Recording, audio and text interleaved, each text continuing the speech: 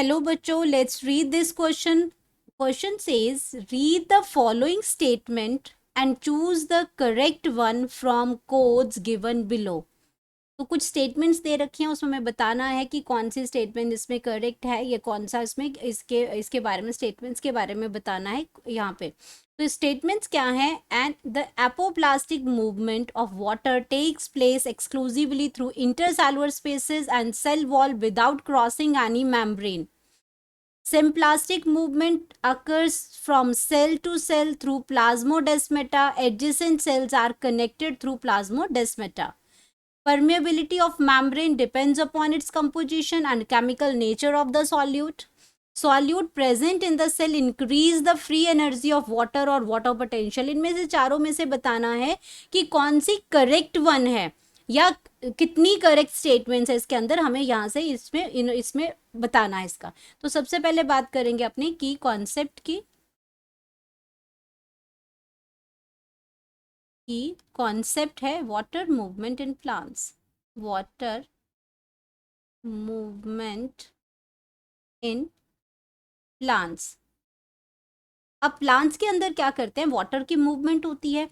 Water की movement होती है, सॉल्यूट जो इसमें ट्रांसपोर्ट होते हैं अक्रॉस द मेम्ब्रेन, वो कैसे होते हैं वो सारा हम इसके अंदर देखेंगे. तो अगर हम फर्स्ट स्टेटमेंट की बात करते हैं तो फर्स्ट स्टेटमेंट में क्या लिखा है? Apoplastic movement of water. तो अगर हम सेल के बारे में बात करें तो सेल के अंदर दो टाइप की मूवमेंट होती हैं. एक आपका एपोप्लास्टिक होती है, एपोप्लास्टिक मूवमेंट होती है, और दूसरी आपकी सिम्प्लास्टिक मूवमेंट होती है. सिम्प्लास्टिक मूवमेंट होती है. तो एपोप्लास्टिक मूवमेंट के अंदर क्या होता है कि वाटर जो आपका जाता है, जैसे आपके ये सेल्स प्रेजेंट है यहाँ पे, उनके पास इंटरसेलुलर स्पेसेस होता है, तो वाटर उनके थ्रू मूव कर जाता है. इसमें कोई बैरियर नहीं लगा होता है इसमें. और यहाँ पे किसके थ्रू जाता है? सेल वॉल के थ्रू जाता है. नॉन लिविंग पार्ट में से ये वाटर आपका मूव कर जाता है.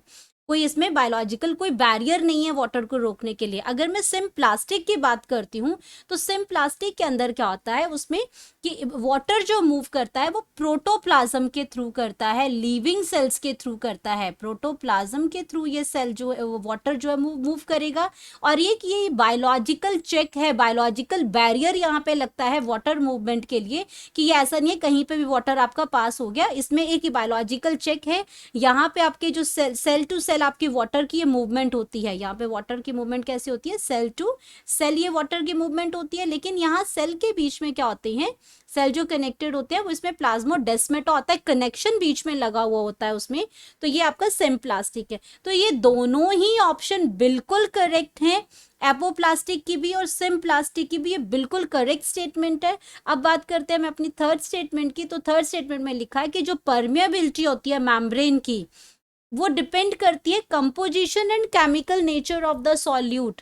तो ये भी बिल्कुल ठीक है कि अगर आपकी कोई मेम्ब्रेन है, मेम्ब्रेन के थ्रू अगर कोई आपका मटेरियल जो है वो पास करना है, वो डिपेंड करेगा कि इसमें इसको जो पास करने वाली इसकी जो इंटीग्रल प्रोटीन है, इंटीग्रल जो आपकी यहाँ पे इंटीग्रल प्रोटीन है, या फिर उसमें क्या होगा, उस सॉल्यूट का साइज क्या होगा, सॉल्यूट का साइज क्या होगा, उसकी केमिकल नेचर कैसी होगी सॉल्यूट की, उसी के अकॉर्डिंग वो क्या करेगी, इस मेम्ब्रेन से क्रॉस हो सकती है. तो ये स्टेटमेंट भी बिल्कुल करेक्ट है यहाँ पे. अब बात करते हैं अपनी फोर्थ ऑप्शन की. तो फोर्थ ऑप्शन में क्या दे रखा है कि जो सॉल्यूट प्रेजेंट होते हैं सेल के अंदर, वो इंक्रीज कर देते हैं फ्री एनर्जी ऑफ वाटर या वाटर पोटेंशियल को इंक्रीज कर देते हैं. ये स्टेटमेंट बिल्कुल आपकी रॉन्ग है. क्यों? क्योंकि अगर किसी सेल के अंदर क्या कर रहे हैं, वाटर भी प्रेजेंट है उसके अंदर, और उसके अंदर क्या है, सॉल्यूट भी प्रेजेंट हो रहे हैं, तो ये क्या करते हैं कि ये सॉल्यूट कहीं ना कहीं वाटर के साथ कंबाइन करेंगे.